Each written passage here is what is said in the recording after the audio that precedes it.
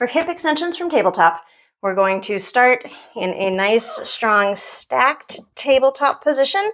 So make sure that your shoulders, elbows, and wrists are all in a straight line. You don't want to be too wide and you don't want to be out forward.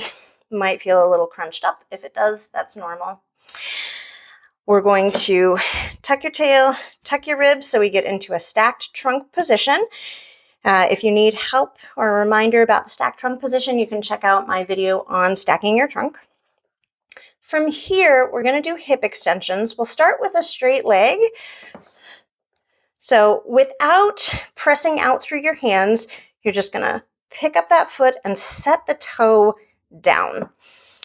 We want to press lightly through the heel here. Make sure that you're balanced as evenly as you can be between the three remaining points of contact on the ground. And then I want you to think about raising from the front of your hip rather than the top of your body, the bottom of your body, right? Kick that heel up and down.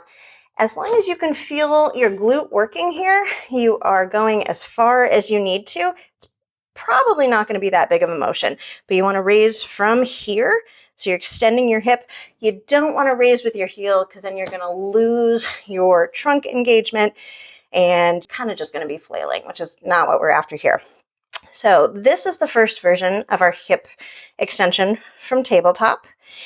Second version, we'll do the same thing. We're going to, again, raise from the front of the hip here. Kind of doesn't matter what the knee does.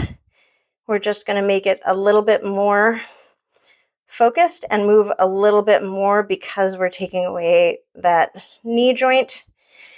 And then from there, if that starts feeling comfortable and you can definitely feel it in your glutes and you know that you're not moving your back, you can take a small weight, make sure that you're in stacked tabletop, and then cradle that weight behind your leg as you, again, raise from the front of your hip. This will bring a little bit more hamstring into it.